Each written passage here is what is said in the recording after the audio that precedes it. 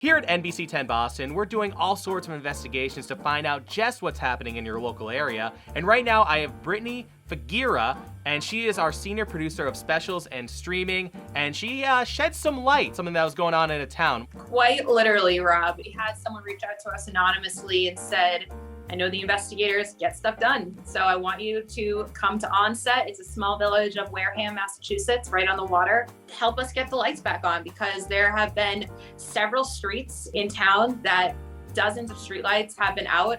One person even said to us that they couldn't see someone yelling over to them at the end of the road because it was so dark. This wasn't, just one person saying, we literally can't get the lights on. We've contacted the town.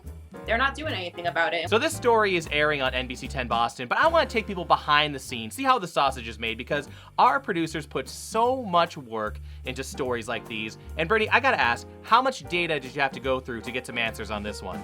All this right here, this is from 2013 to 2022. They said they're gonna fix the lights, but the people have been in the dark. What's the longest time that it took that they said they're gonna fix a light? The longest stretch of time was 1,317 days, which times out to just over 3.5 years to fix one light. I mean, how many town officials does it take to change a light bulb? It just seems like it's a preposterous amount of time for such an easy task. They sent us a statement and said, we understand, people are upset and this takes a while and we're doing the best we can. They also told us that they are focusing on replacing a lot of these lights with LED lights. And what are some stories you heard from residents? There's one woman who I found her story to be so interesting. Mainly we're talking about the ornamental streetlights as opposed to the overhanging streetlights, because those are handled by Eversource. But there was a woman who lived on a very, very busy stretch of road. She was one of several to contact us and said, I heard you're looking into the streetlight problem. I wanted to talk to you about mine. So I went to her house and I talked to her, and she told me that she lives on a very busy road and it's very dark. And sometimes cars cannot see her house. And in particular, a car slammed into a utility pole right outside of her home. And the crews with Eversource came to fix that pole immediately. Like the next day, it was up, but there was no streetlight. There was a streetlight on it beforehand. So now the problem is even worse. She was already living in a dark area. The pole gets knocked down, the pole goes right back up, but there's no light to highlight her home from the road. So now she covers her home with all these decorations. I'm talking Christmas lights, reflectors, anything you can think of, like construction vests that she cut up, and she staples them all over her fence. So I did look into this. Eversource, I called them and I said, hey, it's an Eversource pole. What's the issue with that?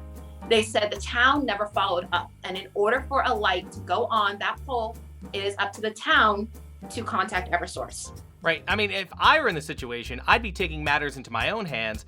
And I believe you said that some people were doing that. They're kind of finding other ways around this so they're not left in the dark. Some people were so fed up. Some local business owners I spoke with, they said, hey, you see that street light right up there?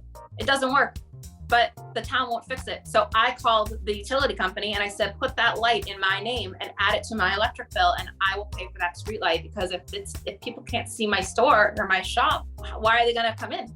They're not just gonna wander into, an area that doesn't look safe. Really happy that the town heard us.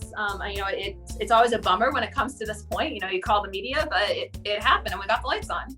Brittany, I love this perspective, because people will see the story on air, but don't know just how much work, how many people, how much equipment we put into each story. We have so many photographers, so many people part of this team, several days of footage. They were out there, getting streetlights during the day. And sometimes you saw streetlights on 24 hours, which is crazy. We went out at night to make sure we could see how dark it was. We even sent a drone over the entire area to get an idea of what it's like at night, and just how vital these streetlights are to the people that live here. That's excellent. And another example of how hard-hitting journalism can shed some light and make our future a little brighter, Brittany. Thank you. Yeah, I'm just happy we got some answers and we got some action.